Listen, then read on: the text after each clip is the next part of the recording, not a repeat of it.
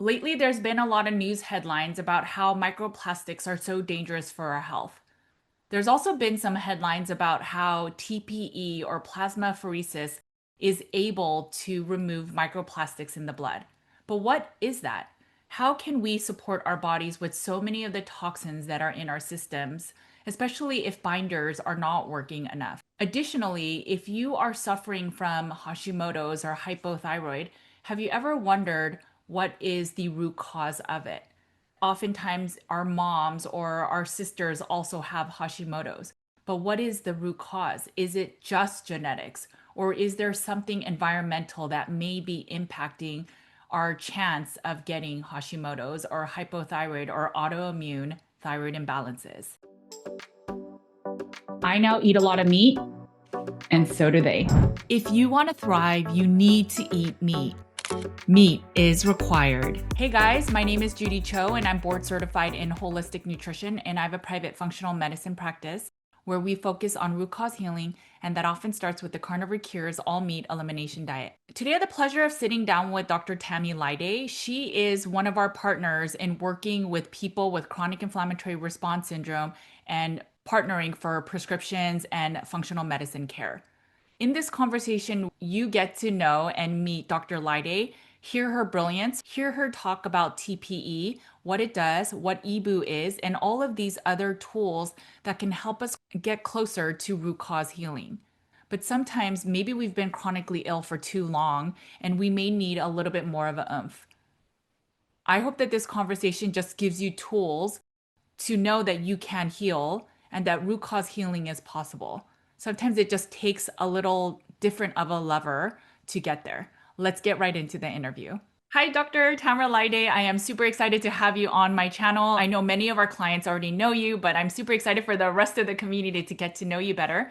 For the people that are watching and listening that may not have heard of you, if you can introduce yourself. Sure. Thank you, Carnivore Queen. It is such my pleasure to be invited to this space because I know you have such an amazing audience and such an amazing reach. So, for those of you who don't know me, which is probably the majority of the people watching, I am originally a conventionally trained DO, so I am a medical doctor. Trained in basically family practice. I did wound care, hyperbaric medicine, all the conventional Kool-Aid, drank all of that for ages. And then during my residency, my mom was diagnosed with breast cancer. So she had breast implants placed after her breast cancer surgery, and that took us down a huge road of autoimmune disease. And as I followed her journey, I found that after being in the conventional medical space, that there were aspects of my mom's care that were really being not, I wouldn't quite say neglected, but just overlooked and not delved into to the level that I would have delved into. So my career took a bit of a switch from being a Kool-Aid drinking conventional doc to going back to school and doing an additional training. I've done functional medicine through IFM. I have done anti-aging and regenerative medicine through A4M, and I'm actually one of their board examiners. I did the Andrew Weil through University of Arizona. I did the integrative fellowship, and I'm board certified in that as well. And then I've also done both the shoemaker certification track and became a shoemaker certified practitioner. And I've also worked with Dr. Neil Nathan and Dr. Jill Krista for my mold expertise. And I also have certified with ILADS and done additional Lyme training with Dr. Horowitz because all of this is part of what I like to look at with my patients. Okay, so I will talk about you a little bit more since I already know you well. So Dr. Lyday partners with us in working especially with the mold illness community. And so I will tell you one of the reasons we have decided to partner with Dr. Lyday is she is a lifelong learner, always wants to know the next thing that's in medicine, functional medicine, in care to basically help a patient get better and get closer to root cause healing. And so if you have heard of a new treatment, a new biohack, a new healing modality, I promise you, Dr. Lyday has probably trained or learned of it. And then also, you have your own health journey. So if you are open and willing to share a little bit about your health journey as well. For sure. So, of course, I went into functional medicine for my mother because I was like, okay, she's not getting well. She ended up with breast implant illness. We went down that journey. And as that came up, and she started to get better, I had been dealing with chronic daily headaches for about 31 years at the time I started looking into additional healing. And so, obviously, running a practice, being a medical director, doing all of the things, right? I just kept put it on the back burner. And as I saw more and more practitioners, I saw the best neurosurgeon, the best neurologist, the best blah, blah in the conventional field, and basically just got the diagnosis of chronic daily headache with superimposed migraine. And they gave me Vicodin. And I was like, okay, yeah, we're not supposed to take Vicodin every day. So that doesn't seem like an answer to me. So I got more interested in my journey. And of course, I always tell my patients that there's nothing that I'll do to them that I haven't done to myself because I do all of the therapeutic procedures, the journey, all of the testing, everything that I do for them, I've done on myself. That's how I found mold. So I actually found Dr. Shoemaker. I was waiting to interview at one of the big functional docs. He was interested in having me take over his clinic. Was waiting to interview and he was running about 90 minutes late, as you know, us lovely physicians tend to do, right? So he had Dr. Shoemaker's Surviving Mold book on his bookcase. So I literally grabbed it. I'd never heard of Shoemaker, but because he was late, I was like, meh, I'll pop this open, see what this looks like. I literally read the whole book while I was waiting for him. And unlike you guys, where I definitely have an advantage because I do have the DO after my name, anything that I see that I can think of, this might help me, I can try right away, right? So I'd heard about cholestyramine, I'd heard about losartan, I'd heard about all these things. So I called myself in cholestyramine that day. I picked it up after the interview, after we had decided he had said he was going to call me with an offer. I went on my merry way, went down the street to CVS. I had my first delightful cholestyramine, and anybody who is out there who's done the mold protocol, they know how delicious that like sandy tang is, right? Had my first drink. Within 3 days, my chronic daily headache was gone. So I was like, wow, there's something about this mold. I don't know if it is fits the bill for all of my patients that don't seem to get better, but it's definitely something I want to explore. So started there. I'd always been an Iron Man, always been doing intense workouts, always super interested in healing and being the best physical athlete, everything. With a mold exposure, I had gained a bunch of weight and had to go back in and look at mold all over again from a different viewpoint and start over. But the healing I got with just the rolling out of the Shoemaker protocol was so amazing that that's what got me into the part of my mold journey. As for the rest, it's just been, like Judy said, anytime something comes out, I always have some patients that I can't get 100% healed. There's always something. So we go down, a back alley and four more doors pop open and I'm like, let's look at this. Let's see if this might be a healing modality.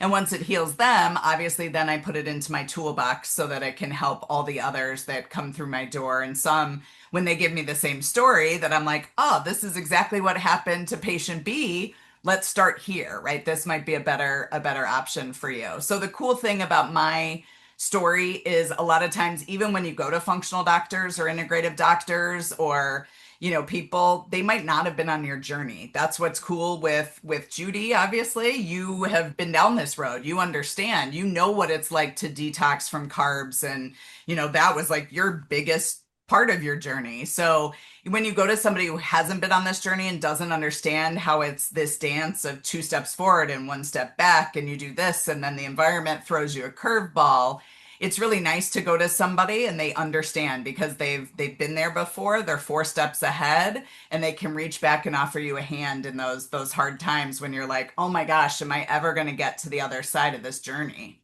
Yeah, I love that you've had your journey and you are then open because a lot of the doctors, or even in the functional medicine space, holistic health, integrative, they have their specialties and then they don't sort of go out of that. I mean, sometimes they learn a thing or two, but for you, I feel that you are always open to new ideas, and we'll talk about plasmapheresis soon, but it's all of these new ideas. Your end goal seems to be what will help my patient in front of me heal. And so with that, I'm wondering if you had to pick a couple things that you really love specializing in, is there a certain type of illness or is it just root cause?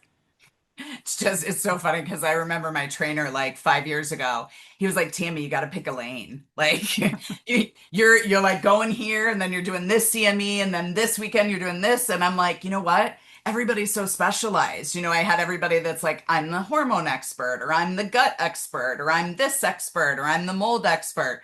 I would say if I had to pick a lane, I probably would be the mold expert because I feel like there are so many people that can do gut. I think gut and hormones are, I don't want to say simple, but they're pretty cookie cutter, right? Like if you have low hormones, we give you bioidentical hormones and they're good. And then we recheck them and we make sure you're detoxing. And, so if I had to pick something, I always start with the outer layer of inflammation. So like you said, I always want to get root cause because number one, as much as I love my patients and I love seeing them for like check-ins, I don't want to see them forever. I want to see them a couple of times. I want to put them on their healing journey. I want to get them healed.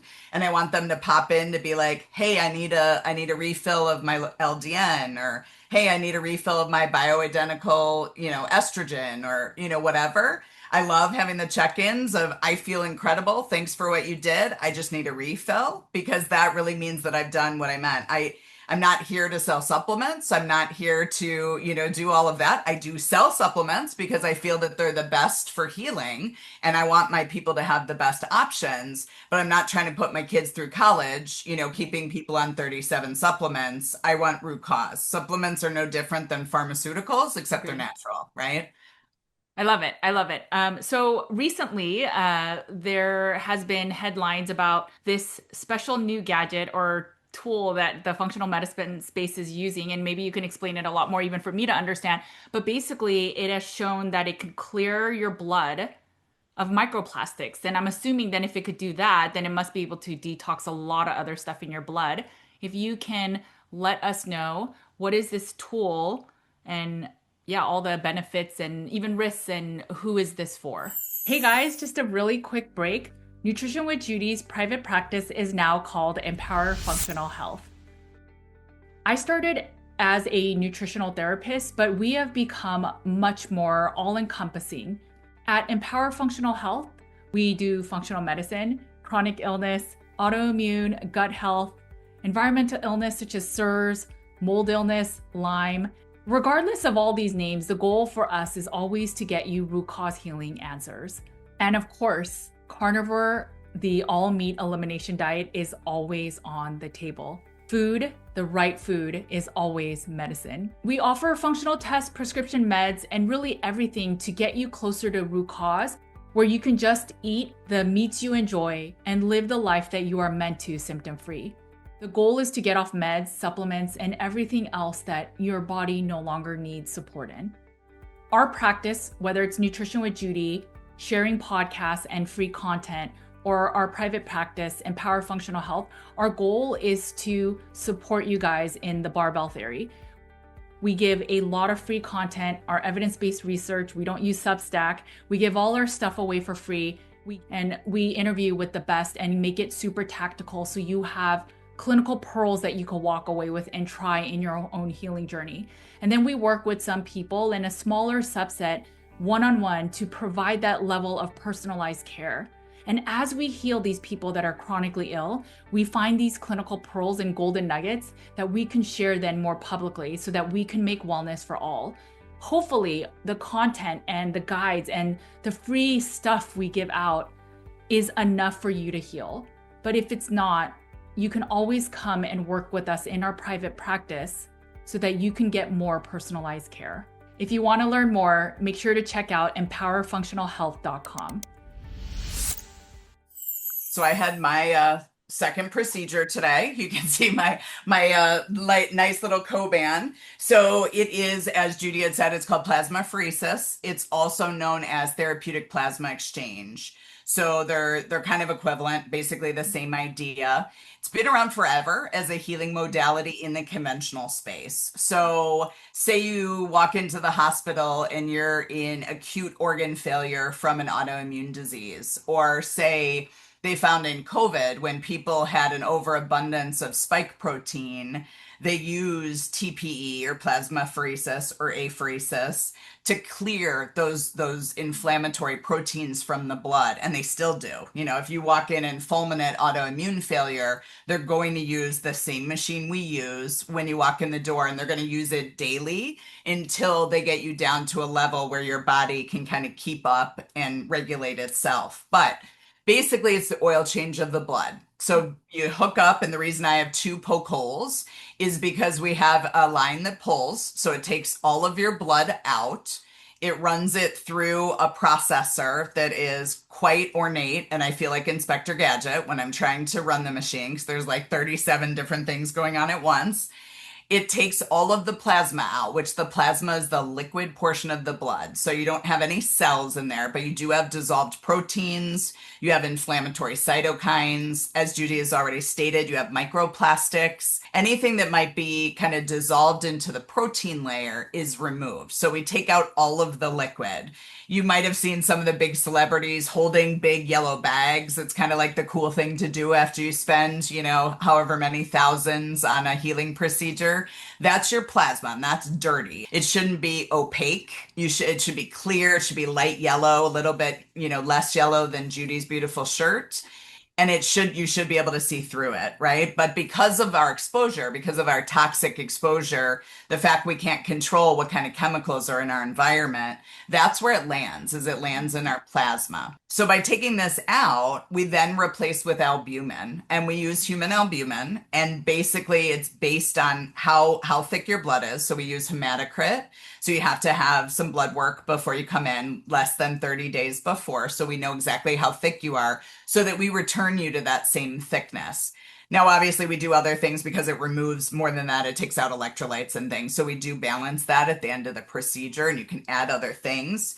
But what they've shown is, like Judy said, not only does it take out microplastics, but it takes out inflammation. And they've shown in studies, now obviously, as she already stated, this is brand new. This is like about as cutting edge as you get in the anti-aging regenerative medicine area.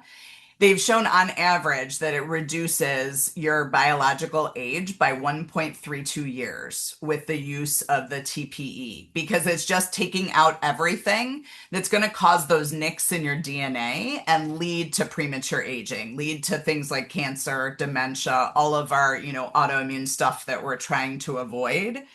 So it's so great because, a lot of us are watching, right? You guys are out there because you're trying to heal yourselves. You're doing the best you can. You've come to an amazing instructor. Judy is smart and bright and brings all the coolest people on here, and you're trying to heal yourself. This is obviously cutting edge stuff.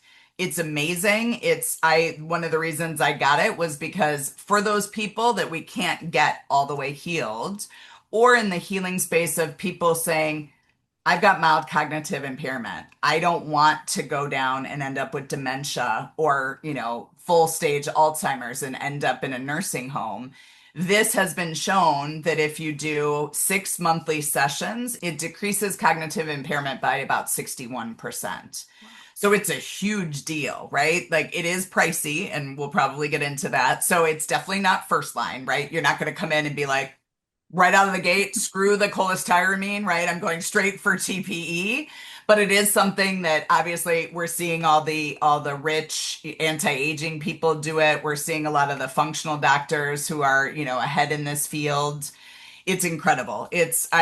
One of the things I noticed when we got it and I had my first infusion is there are definitely periods, and I'm sure you guys watching have felt this. There are things you have done that have really been a light switch for you, like just a game changer. This was definitely a game changer for me. What are some of the benefits you have felt in using it? And you said it's your second time, so have you noticed a difference even in this second round? So what I did notice the first time, and obviously I'm new to this, there are a couple other clinics out there that have been doing it for, 4, 5, 6 years. Okay. Some centers in Chicago that have been doing it for a year or two. We've had it for about 2 months. What I noticed after my first was the night of feeling depleted, right? Because you take kind of all the gunk out, right, that your body is used to. And then the next day, I felt like I was 25 again. Just, cognitive enhancement, reduction in brain fog, short-term memory instantly was better after the procedure. Increased exercise tolerance because one of the things was after my most recent mold exposure with the weight gain, I just didn't have, even though I used to be able to do 7-hour workouts, I haven't gotten back to that ever since then. My trainer's been like, you can lift more, your ability to work out is greater. Shortness of breath with activities, long term or long endurance activities is less. It's been an incredible, just all over, my ability to work and tolerate, the delightful chemical stew that we walk out in every day. I don't get as triggered, my chemical sensitivity. Now, obviously, when we look at, a lot of the inflammatory markers that are linked with mold and Lyme, it takes those out of the plasma. Now, I think the reason that it's not, 100%, why it's not one and done for me is because I contracted Lyme when I was probably 10 or 12, so I've had these inflammatory markers. So it's going to take everything that's in my fluid, but the stuff that's in my tissues has to diffuse out. So that's why it's not necessarily one and done. For some people, it could be. Some people are new to this space. They just moved into a home with toxic mold. They all of a sudden went from, power athlete down to somebody who can barely get out of bed. I would love to put them on the plasma exchange, right? And get all of those inflammatory markers so they don't continue down that inflammatory pathway. But for people that have had longer stories, longer healing journeys, it might take more than one. And for somebody that has, multiple sclerosis or Parkinson's or advanced dementia, it's definitely going to be a lifelong thing where you're going to have to do it maybe monthly, maybe quarterly, maybe twice a year in order to keep those inflammatory markers down. So you said that you have to put back in albumin. Are there any risks with the input? Can somebody that's chronically ill not be able to rebalance their plasma and then not feel well for a while? So there are two things that are kind of necessary for the procedure that might, in my incredibly sensitive patients, because you guys in the carnivore community, we know how sensitive you are, right? Where you're like, I tried 3 pinches of cholestyramine and I had a reaction, right? So these are the people that I have. These are the people that Judy sees as well. There are two aspects, right? Albumin is a fluid. It's human albumin. There is a potential that you could react. I've never seen it. The thing I've seen more frequently is you have to have anticoagulant because obviously the procedure, so my vasculature is not as great as others. My husband has amazing pipes. His procedure will probably be like an hour and a half. My first one took 4.5 hours. Mine today took 3.5. Just my vessels are smaller. I have a different, blood viscosity, all of that. But obviously, you need to keep your blood from clotting. So sometimes they use heparin. This procedure specifically uses citrate. Okay. Citrate carries a reaction with it. So I had a citrate reaction the first time. We try and combat it by using calcium. We preload by giving IV either the day before or the day of. We also use Tums, just generic Tums, to keep the calcium levels up. And I also repopulate all the electrolytes with a bag of fluid after, so you don't have it. But sometimes, depending on the speed of the pull and the reinfusion, people can notice some chest tightness. And sometimes when we've been on this road for a long time and we are hyper reactive, we react to everything because of MCAS and multiple chemical sensitivity. For those who don't know, MCAS is mast cell. When you have that kind of histamine release, sometimes we have to go very slowly. So I always caution people that are super excited about this, that low and slow, right? We gotta do this slowly. We gotta make sure the body's gonna tolerate it because I'm a canary in a coal mine. If there's gonna be something that's gonna happen, it's probably gonna present with me. We use citrate because a lot of the citrate gets bound to the protein. So I don't walk away from here ready to have some sort of, like blood loss, right? Because I have so much anticoagulant. That's why they don't recommend using heparin. Okay. but we just have to see how the body's going to, respond to it. My husband has citrate reactions as well. I haven't seen it in everybody, but I have heard about it. So I'm gonna have to bring it up because I'm sure people will wonder. There's a lot of stuff in the wellness space about most citrates are from mold or some derivative of mold. I know that they clean it all out, but I'm curious, is there a risk with that with these mold sensitive people? That's a really good question. So we're doing, obviously the research on this is negligible, right? We just, because there are so few doctors in this space, and as you guys all know, the way we get money for studies is through drugs. And this is not something where drug companies are going to be like, "Hey, let's give you a couple million to run some studies," right? I would love it. I hope eventually that we do it. We're running our own studies. We do a total tox by Vibrant with microplastics, and that includes mold, that includes heavy metals, that includes all the environmental chemicals, as well as microplastics. We do it before and after the procedure.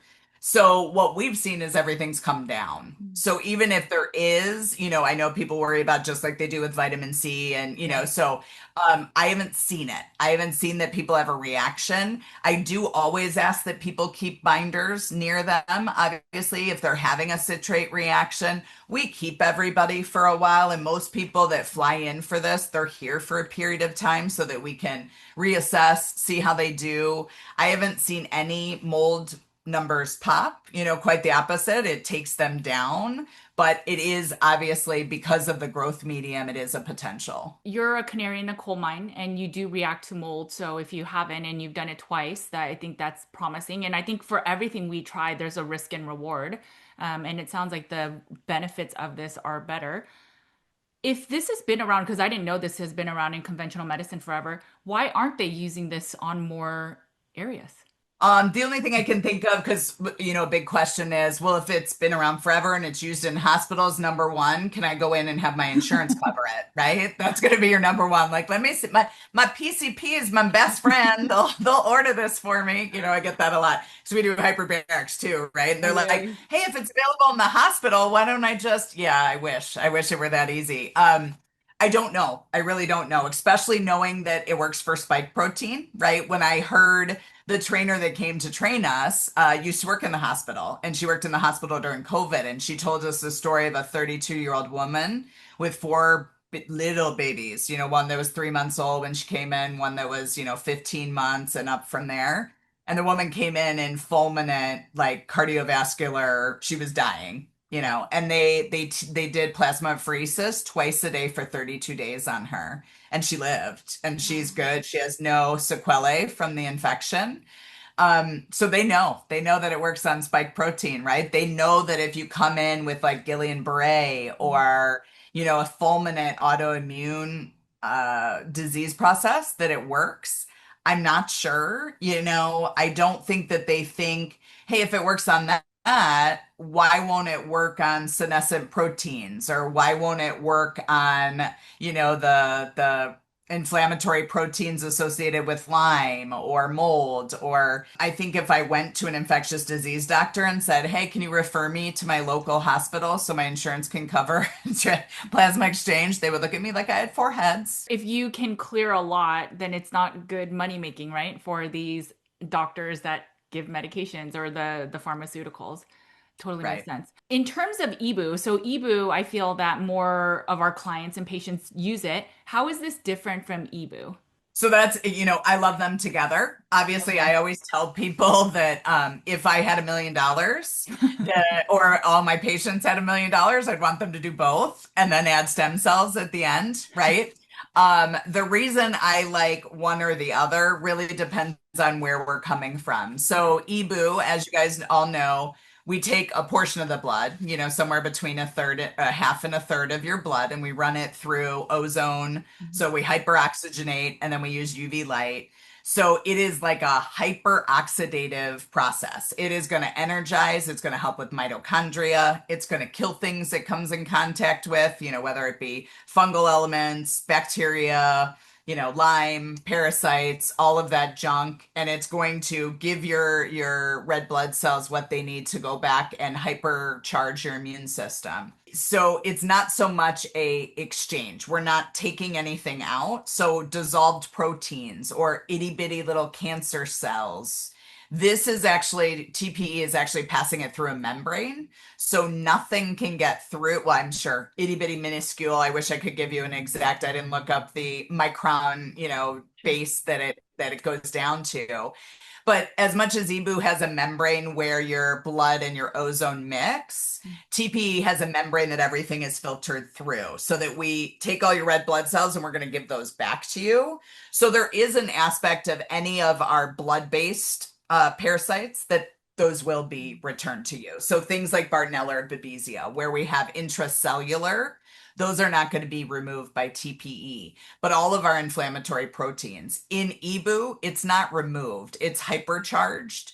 So that's why ideally when people are like, okay, doc, if you're going to give me the $1 million plan, right? What would you do? I'd have you come in, I'd have you do a TPE, I'd have you do an EBOO right after, right? Keeping the two, because both have two lines, keeping the two lines in. So taking those red blood cells that have just been filtered, clean them using the ozone, then give you a bag of fluids with all the good stuff, with all the repair, and then give you stem cells. So the stem cells can go and wherever they're needed, help reproduce and give you what you need to fully heal. So when do you start using these? I mean, it sounds so promising, but when do you start using these tools? Is it that when people go through like all the different mold protocols or gut protocols, hormone protocols, and they're not well enough? I mean, at what point do you have them go? And then typically, what's the frequency that they would then go and get these activities done? So it depends. I have people that are referred because obviously they know, their functional doctor or, even their conventional doctor knows, hey, she's a mystery diagnosis kind of gal. I have no idea what to do with you anymore. Go see Dr. Lyday. Sometimes I have people seek me out. They know they're very cognizant about anti-aging, regenerative medicine. I have one, professional athlete that's really interested in high powering his performance, and he's interested in doing these sorts of things for that reason.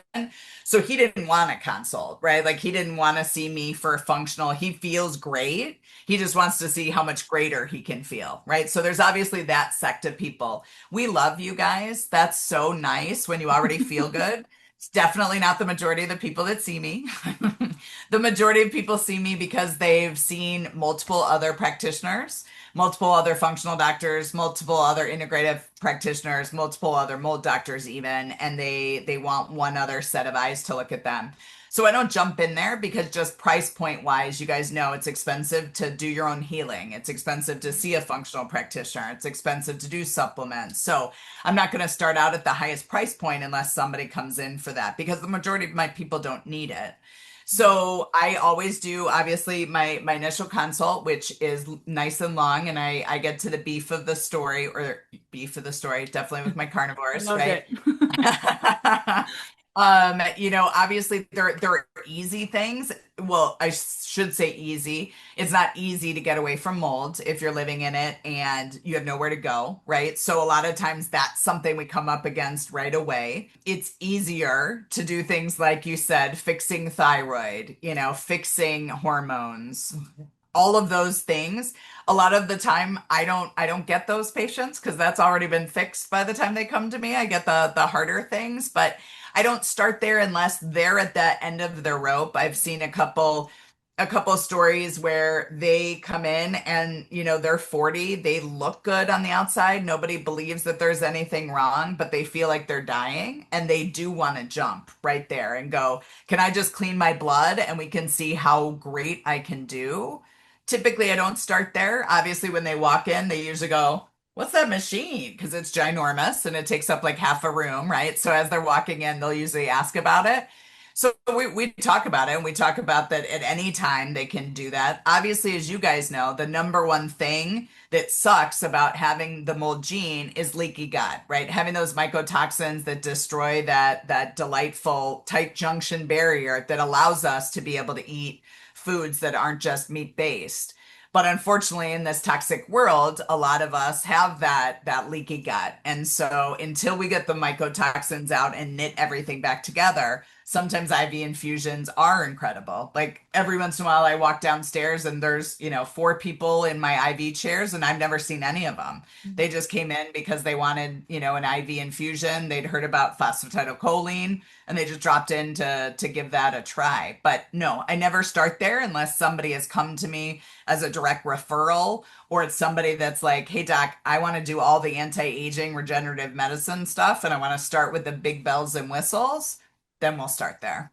It sounds like insurance is not covering it from sort of some of the stuff you said earlier. But so if it is out of pocket, what's the range? And I know it'll vary per person and the package they get with you, but what are the ranges for something like an IV to an EBOO to the TPE? Yeah, so we try and keep it as reasonable as possible. Part of the issue with plasma exchange is the equipment is just so expensive because albumin, ever since Baxter and the IV facilities got destroyed, have been so ridiculous. So just the albumin for the procedure is about $2,000. So just your replacement fluid, and then the equipment for it, which is all the lines, what your blood is in. Very important, right? Very important stuff. We don't reuse that, obviously. That kit is $1,000. So right there, you're just looking at 3,000. Now, as I said, so today for myself, it took 3 people to run my procedure. So you have, a nurse, a paramedic, and potentially an MA in there at all times. So that's the other level. And if your procedure is an hour and a half, which is typical, an hour and a half, not a big deal. But if it's 5 hours, so our price point is 7 grand for one. It's all over. The lowest I've seen it for places that are almost like a chain is 6 grand is the cheapest I've seen. They probably have a deal where they get the kits a little cheaper, the albumin a little cheaper. The most costly I've seen is in New York City, and they charge about 14 for one TPE. Wow. That I don't know what that includes for all of them. Ours includes obviously the fluid replacement and everything to get you back up to feeling great. So you leave here feeling amazing. Insurance wise, I always tell people I always make a super bill. I never promise anything, right? So I would love it if your insurance would cover it. I would love it. I would say about 50% of people get my consult and things covered. I've had about, I would say probably 40% of people getting IV infusions say that it's covered. So that's TPE. EBOO, we do a really good deal at trying to keep it super low. I want everybody to have that. It's so good for mold. It's so good for Lyme. It's so good for people with chronic fatigue. It's incredible. We do 1,500 for one because it's basically like almost like 1,000 ozone procedures. So it's a really good price point. If you do 3 of them, we do it for 3,600. So it gets down to about 1,200. A typical IV, if you're just going for hydration and like a methylated B, probably 150 to 180. We also do, Dr. Nathan loves phosphatidylcholine for gut health and brain health. It helps with leaky gut, leaky brain. It's one of my favorites. The triple threat is what I call it when we do ozone, phosphatidylcholine, and then glutathione as an infusion. That's what I see most people coming. They'll hear, my videos and they'll be like, "Oh, I've never heard of triple threat before. I want to stop by." So they'll come in. I had somebody this morning that just walked in off the street for a triple threat. Our price point on that is 350. If you buy 10 of them, we drop it to 3,000. So it runs about 300 per IV. Obviously the 10 is a better deal, but how often could I go and get the IV? So when we're in a mold detox, I love it when people come in twice or 3 times a week. Okay. Now, obviously, I know in order to pay for this, we still have to work. So I get it, right? So people will come in early or after work to get their infusions. Even if you come in once a week as you're detoxing and you're trying to knit those tight junctions of your gut back together, people do great with that. So typically people come in twice a week. If they're super busy, they're an attorney, they're in court, they can't get here, it's just not part, they'll usually come in once a week. Okay.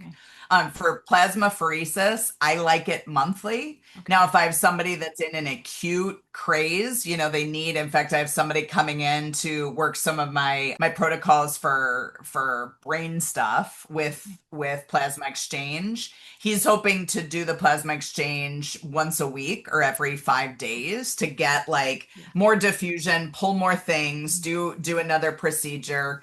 EBOO, I like weekly. So I like if you get a package, I like it, three in a row, or if you have a month, maybe skip a week, do one, that sort of thing. Obviously, I'm always cognizant that this is an expensive journey. So I want you to get the most out of the healing because when we put it directly into your vein, it's incredible.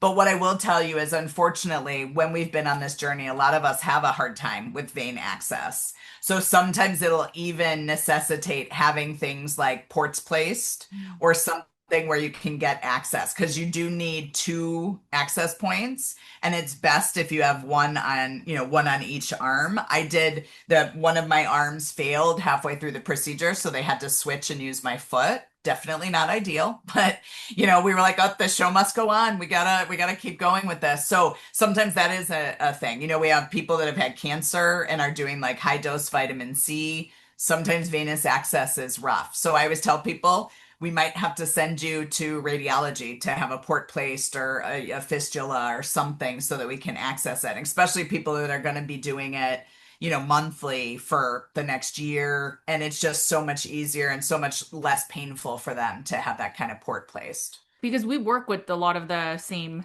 people or some a subset of them. You know what? You've gone through the binders, the all the protocols, detox, biofilms. At what point do you think maybe this is the next thing to consider? So I always tell people if you're in mold and you're walking this journey and you're doing okay, I wouldn't do it right then because number one, you have to pay for remediation, right? Or you have to pay to find a new place.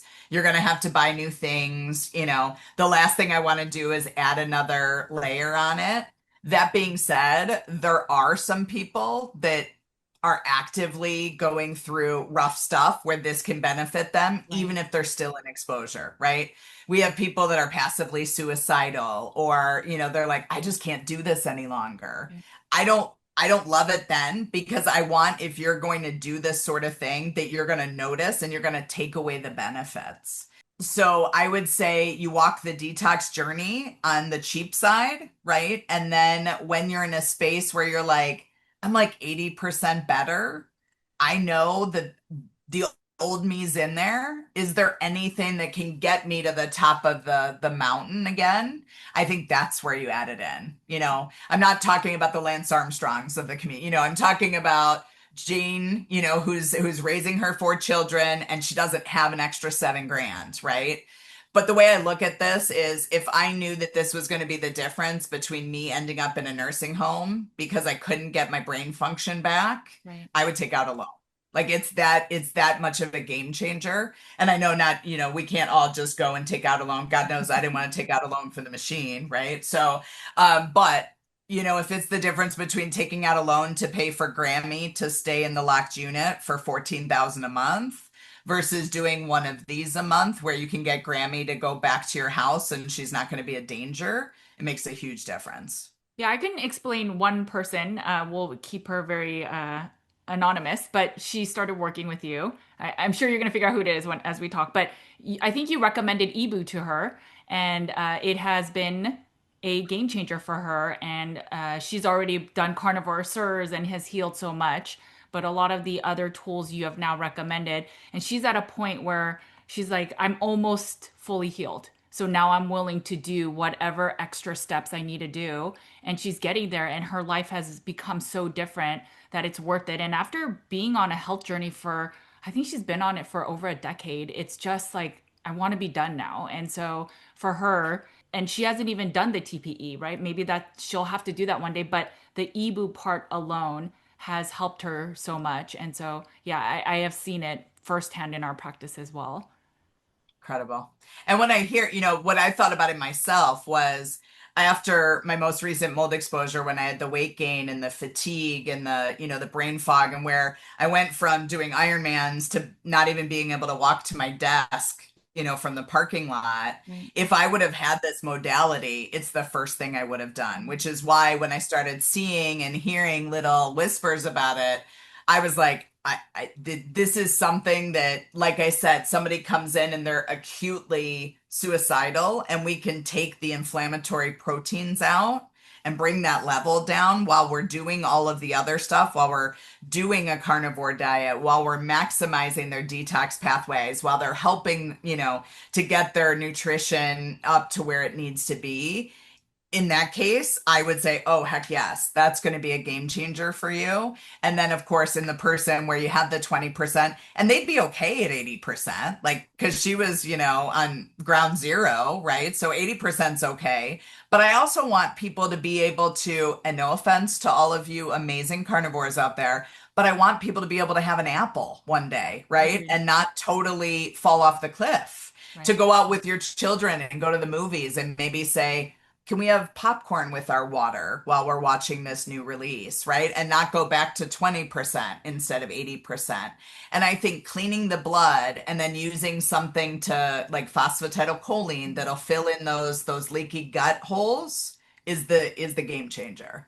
Yeah, I mean, I'm on the same page with you. I think it should be a choice that you're not eating certain foods, not that you can't, and that if you did eat gluten, for example, you would be so sick. I think we should be able to choose in what we eat and that we choose more nutrient dense meats, but it should be an option though. And I'm fully on the same page with you.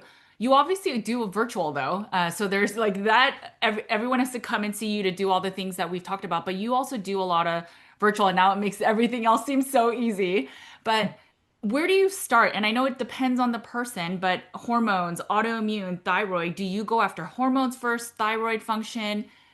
What do you do when it comes to virtual before they're even at the steps that we just talked about?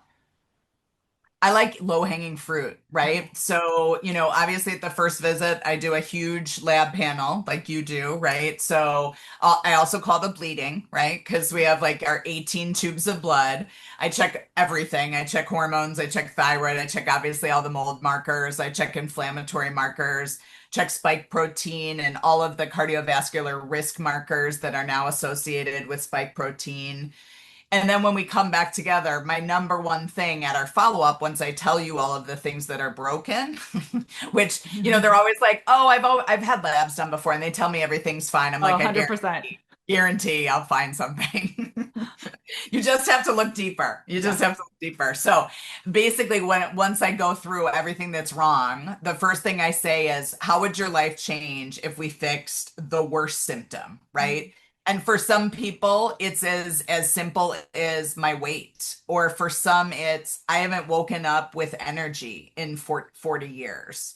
So I always ask them where their life would change if I fix something, because sometimes even though we know that they're moldy, if we start with giving them their thyroid back and then they have the energy to fight the mold tiger, that might be the easiest spot, right? Which is why I'm a Hashimoto's expert, because Hashimoto's is just your body attacking your thyroid because you've been in mold and probably, Lyme triggered. So if we get those inflammatory things down and you feel great, it's going to be much easier to fight that mold tiger. And also, if you can fit into your bikini from last year that when we started our journey, you're like, I'm 23 pounds heavier and I can't, you're going to feel better about the journey. You're going to have the energy. You're going to have the mental focus. So sometimes it might be, I would call it a Band-Aid, right? Like, because some people don't want to be on natural thyroid forever. And so when we start it, they've always had these preconceived notions that once I start on thyroid, I'm going to be on it forever because that's what the conventional people sell. It's not true, right? I mean, that being said, if you come to me and your body's already eaten away three-quarters of your thyroid, it's probably going to be low dose thyroid for you no matter what. Right. But in general, if we start you on natural thyroid, we get to goal, we get the mold out of your body, we get your detox pathways, we get your hormones balanced. You don't need to be on thyroid forever. If it doesn't make you feel incredible and we heal you and you don't need it any longer, then we just remove it from the equation and you go back to being who you were and everything's stable. We're good. So there's so many different things that we can do while you're on this healing journey to make it more fun, which nobody ever says is fun, but more fun, easier to do. And so you don't feel like you're dying at the beginning and end of every day. Because we all know when we have adrenal fatigue, well, I'm not really supposed, that's not really a thing anymore. We're not supposed to I say know. adrenal fatigue.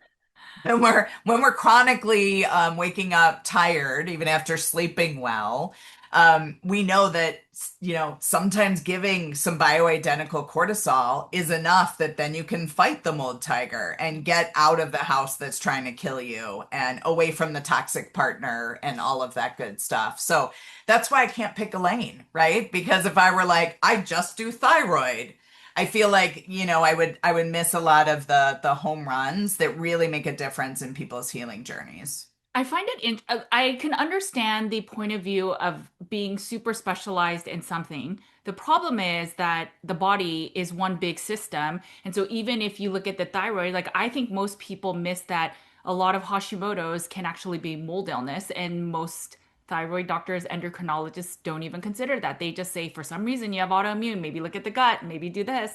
But if you look at everything in its entirety, you have to be knowledgeable in everything. Otherwise, how are you going to support a one big functioning system? And so, when even the other day I interviewed a cancer doctor, he talks about everything, a lot of the things that you talk about, because it's all one system. And so, I am on the same page with why you have to know a lot.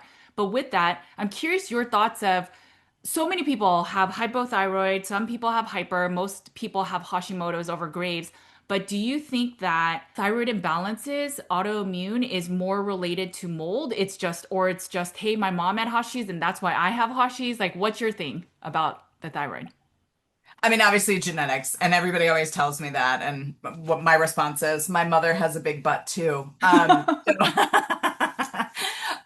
Yeah, of course, genes, right? Genes load the gun and environment pulls the trigger. I've never found a Hashis patient that isn't a mold gene patient as Okay, well. So, interesting. and I've never been able to get the Hashimoto's antibodies down with treating mold. So, between removal of exposure, calming down the immune system, because if you think of what mold does, is it stops our body from being able to recognize threats. It's so inundated with the threat of mold that it's not seeing little threats, right? Right. Until they can conglomerate into a big threat. My absolute favorite is when people go to endocrine because they come to see me after they've seen everybody else because they don't want to pay for it until they've seen everybody, right? They've seen everybody else and they're like, "Oh, I saw endocrine and they told me, yep, my antibodies are over 12 million, but they're not worried about it until my thyroid function is gone." And I'm like, Oh, no, that's not the right answer. That's not the right. right answer. We don't want your body to eat all of your thyroid before we actually start treatment because then that is a lifelong commitment of being on thyroid. If we get you while your thyroid is still what I call subclinical hypothyroid, where your T3 is in the toilet, TSH is still balancing, we take out those thyroid antibodies and rebalance you. You don't have to be on it forever. Now, a lot of people like it because, it feels good to have good T3 levels. Right. You end up having better sleep, which is kind of crazy because T3 is activating, but you end up having better sleep. You end up not, I actually probably get more women pregnant than fertility doctors because if you get your T3 up, you don't have fertility issues, right? Between that and methylation, those are the two biggest risks for early spontaneous fetal loss. So I see a ton of people for fertility, but getting people's T3 up and getting rid of the antibodies is incredible for people. And sometimes that's all they need. So to your point of what do you do? Sometimes I see them at that second visit. We start on thyroid and I see them 6 months later because they've run out of their prescription. They're like, I feel great. I don't care what else is there because I feel like $1 million again. So thank you for your consult and the one follow-up. And thank you for my refill. I'll see you again in 6 months, which I love that because to be quite honest, we're not looking for the extremely complicated, 87 step journey. I love the people where we take care of something easy that should be managed in the conventional world, but just because of the way they look at things a little bit differently, it's been not as well addressed. I love it. It's so interesting. So, in the mold space that I trained under, I brought up the fact that I saw in our practice, hey, everyone that has Hashimoto's, the people that then we test for SIRS or mold illness, they are positive. And so then I asked, is there a relationship? And they said that there's been no definitive study to show the correlation, but we have seen thus far almost a one-to-one. Now, we haven't tested everyone that has Hashimoto's for mold illness, but the ones that we have tested, they are positive. I will tell you that everyone that we have in our practice with ulcerative colitis and MS and bipolar, those three always have thus tested positive for SIRS. And so whenever I see those, I always consider SIRS now. I have a 100% penetrance of Hashimoto's with mold illness. Okay. Okay. Yeah. Sometimes they don't want to address it, which I get. And my favorite diagnosis now is ABM, which is anything but mold. When you tell somebody and they like Oh argue with gosh. you, they're like, it's not mold. I'm like, it really is. Okay. Well, let's go down this pathway. And then if it keeps popping up, because unfortunately, I always tell people with hashis that really want to reverse their antibodies, they want to bring them down to zero. If you're still in mold and you're genetically susceptible to mold, you can't bring the hashis away. You can't get rid of it, right? I can do low dose naltrexone. I can Right. do a carnivore diet.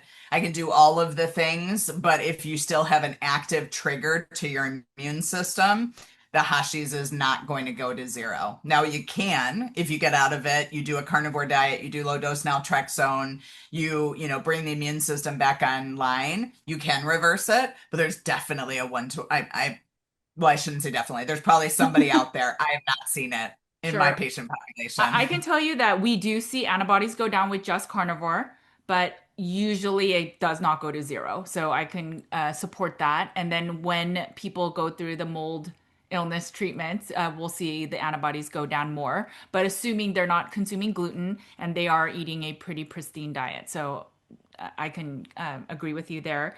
So I am curious, like, what do you do if you know that the path of your patient should go down the mold path or fixing the environment, but they're like ABM?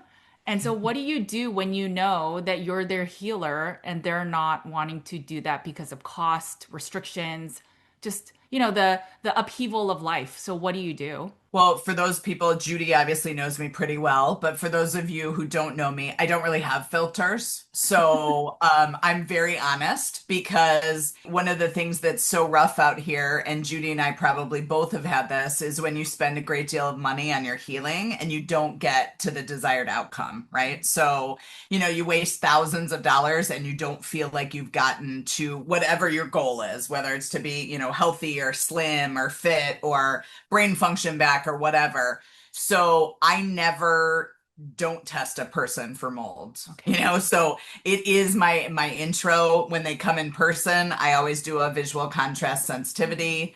They always leave here with a mold urine test. I do the mold inflammatory markers with the intro panel. When we come back and I tell them that they're moldy and they say, oh my gosh, that's just too much. The other thing I do is I ask everybody to test their home because even in their story, which I always ask when the first mold exposure was, even if their story was going to grandma's cabin when they were 4, I need to know what their current environment looks like. They might come back and not have done that, and that's fine. But I always preface it with if we don't take care of the outer layer of the inflammatory onion, we can fix things in the middle. We can get to the good gooey nougat, right? Or the bone marrow, if you will. We can get to the bone marrow, but nothing on the outside. It's going to keep pulling you back into an inflammatory pattern, right? So I have no problem with people spinning their wheels, but I'm always very honest about it. I'm like, if you want to continue to see me monthly forever, that's great for my loan payments, but it's probably not great for yours, right? So just like I said, no filter. I'm very forthcoming because I don't want them to walk away and to turn back and say, you never told me that we had to treat this first. I'll say to them, okay, I think this is a band-aid. But if it's a band-aid we need right now so that you can get to the bone marrow, I'm okay with that. But I just want both of our eyes to be open, right? And I document in their after visit summary because I'm very prolific in what I write about. I'm like, your first problem is mold, right? Here are all the other things that we found on that journey we did deep into your soul. And we're going to start with number 3, but that doesn't mean I don't think we should have started with number 1. Right. And you might come back in a year and a half and say, yeah, I felt great for a year and a half, but then the wheels fell off the bus. I went to Disney World with my kids and we stayed at a hell of a moldy hotel at Disney. Right. And then all of a sudden everything came crashing back. Well, we never got to root cause, right? We never detoxed from the mold. So the inflammatory garbage, we brought it down a little bit by doing all this other stuff, but it just popped right back up. This is a lot of times with you guys out there that have to remain carnivore. And don't get me wrong, like Judy said, we should always choose to eat the most nutritious meats.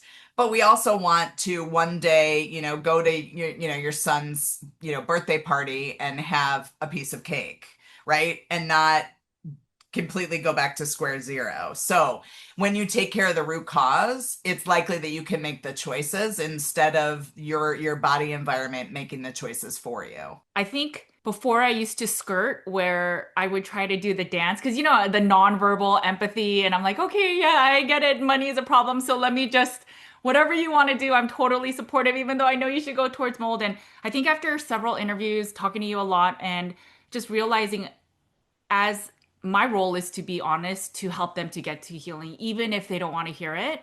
I have to still plant the seed. If they don't want to work with us after that, so be it. But I could go to bed with peace knowing that I said the thing that I knew that they had to do. And so since then, sometimes we have the ABMs and we still say we stand by that. And if you don't want to work with us, then we support it. But if you're ever back at this place and you realize, oh, maybe it was the mold or whatever the environment was, then now I'm willing to be open. But I get that sometimes we're not the last step in their journey, and I have to accept that, even though it's so hard when I want to fix everything. So I totally get that. And I know you get that. And yeah, so I totally understand. You share incredible healing stories in your weekly newsletter or your weekly blog. Tell me a story of somebody sick, somebody that may be watching this hears, well, she can't fix me though. Like I'm so sick and I just can never get better. Tell me a story of healing that you have seen of one of your patients. I have a really good one that kind of brings all of the stuff we just kind of talked Mhm. about together. I have, she was a referral from most of her extended family saw me for thyroid. They all have Hashis. So they'd all see me, they'd all gotten the mold diagnosis. And she was a 32-year-old. She just had her second baby. Felt great during pregnancy, which is very common in the autoimmune community, as most of you know. Obviously, the way our body works is so we don't abort baby, we decrease our immune system while we're pregnant. So the majority of autoimmune diseases feel incredible while we're pregnant, right? So everybody feels great. They breastfeed. They're like, oh, I'm on top of the world. Everything's gone now. And then once all of those auto antibodies come back, they feel like a bag of poop, right? So that was her story. She felt incredible. This was baby number two, felt great with baby number one, started having incredible palpitations to the point where she was sure that her heart was going to beat out of her chest. She would go in, she was diagnosed with supraventricular tachycardia. She had a bunch of different diagnoses. By the time she made it to me, she had seen 7 different cardiologists, a couple of electrophysiologists. They were actually going to go in and change the conduction pathway of her heart.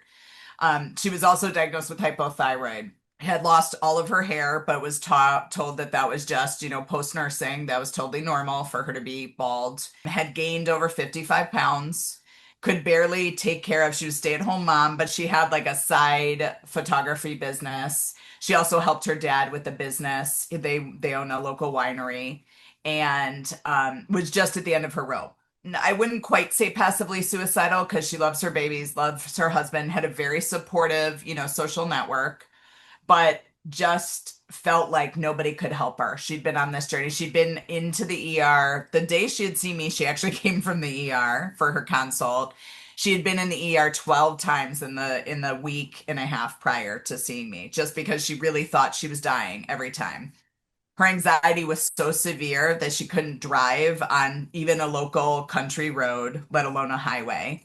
And she just felt like her life was over at 32. So she came in, first visit, do the VCS, right? It was super positive. She totally failed it. We gave her a mold test. I obviously have a lot of forms to fill out. One of the things I noticed was she had a series of root canals. Mm. Root canals are a red flag for me because number one, anybody with Lyme or co-infections, it could seed the root canal. Because even though they say they take everything in a root canal, that's a lie.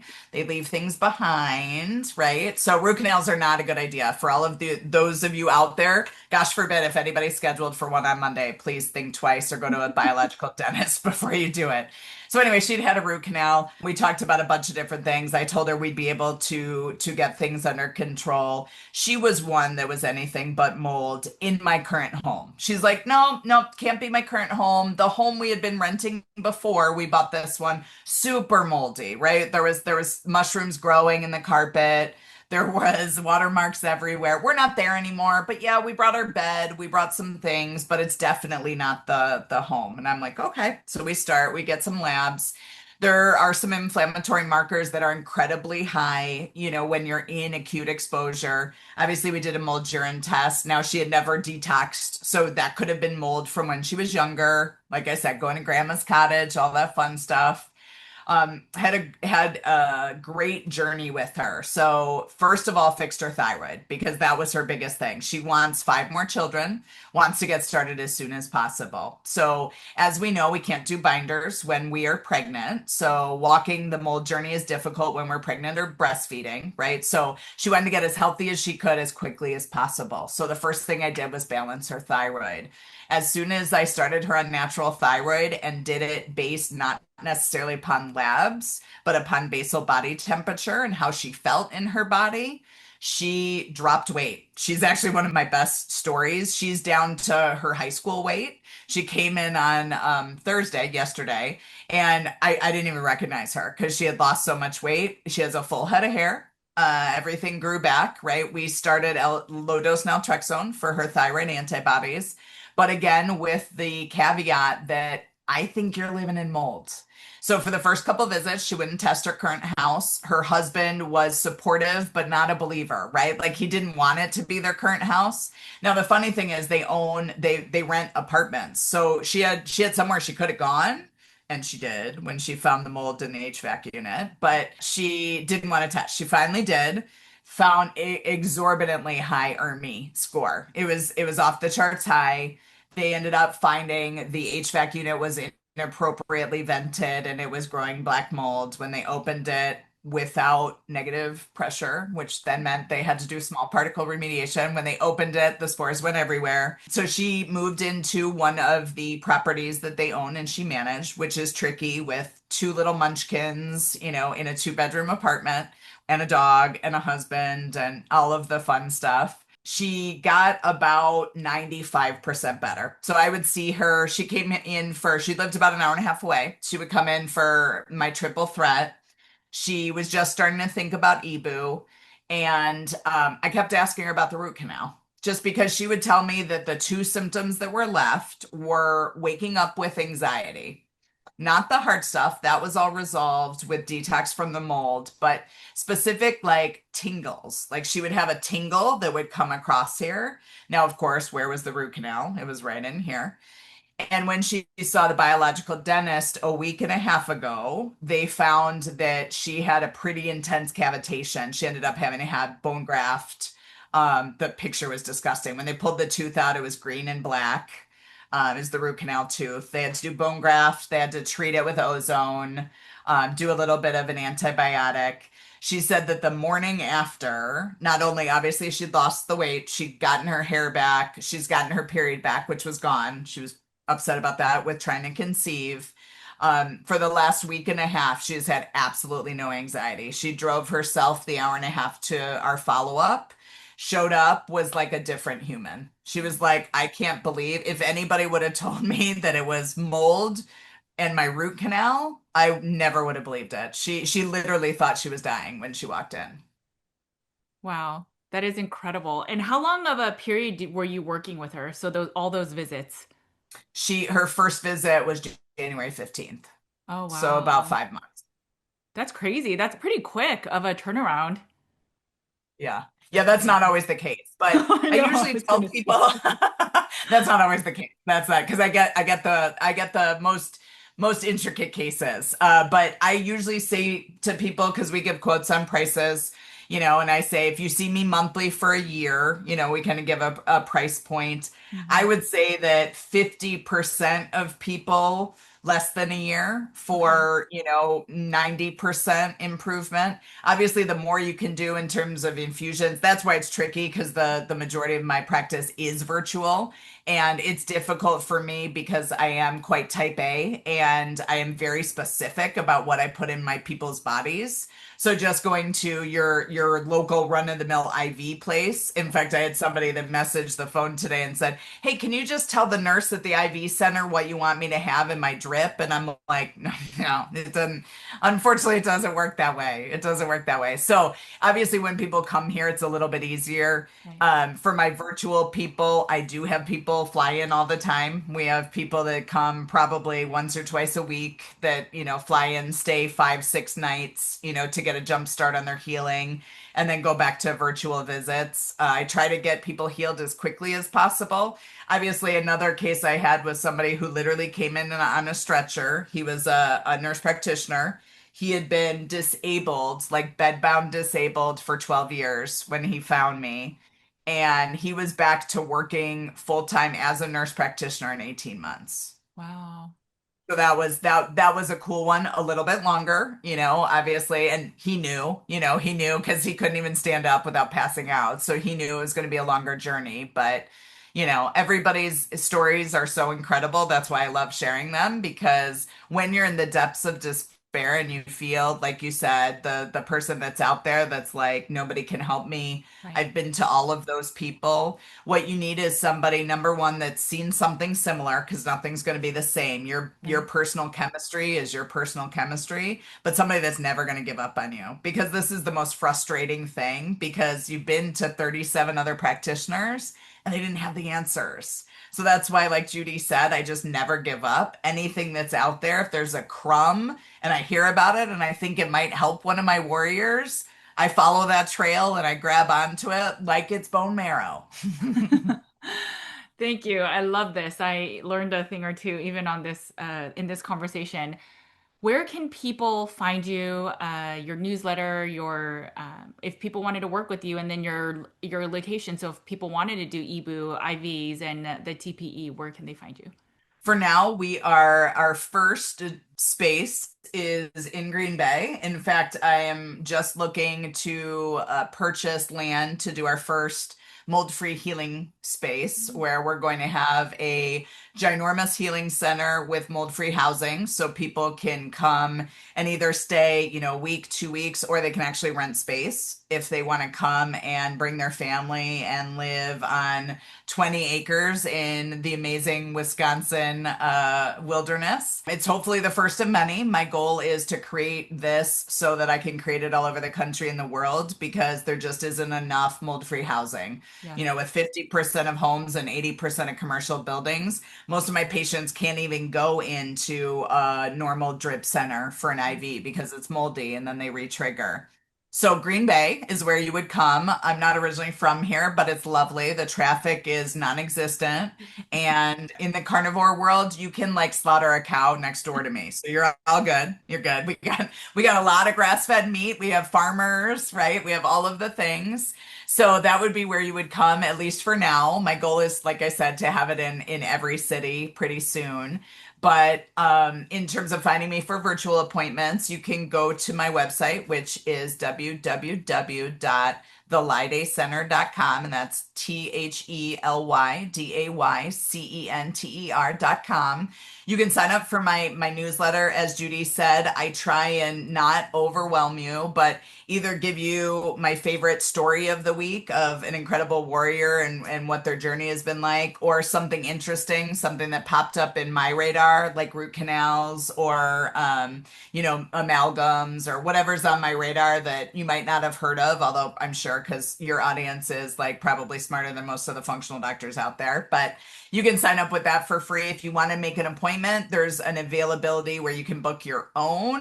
If you want to call and chat and see if I've seen someone like you before, you can. I have terrific staff that know this not quite as well as I do, but they know all of my warriors, and so they'd be able to answer your questions and give you answers about pricing and things like that. So please don't hesitate to reach out. We would love to be part of your healing journey. Thank you so much for your time. It's always a pleasure chatting with you. And I love that you are a fighter because I do think the chronically ill is often marginalized. It's always pop this pill, it's in your head, and all the different areas that they go to so many different doctors without a real answer for root cause. So I appreciate so much the fight, the advocacy that you do because we need more people that are like you because this is the only way we can help people that are chronically ill. So thank you.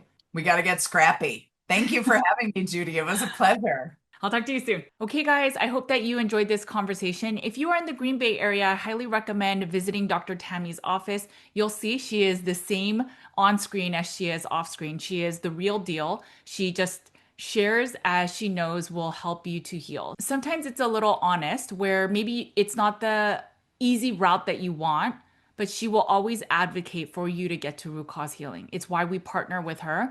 Chronic illness is not fun long term or easy, and it's often expensive.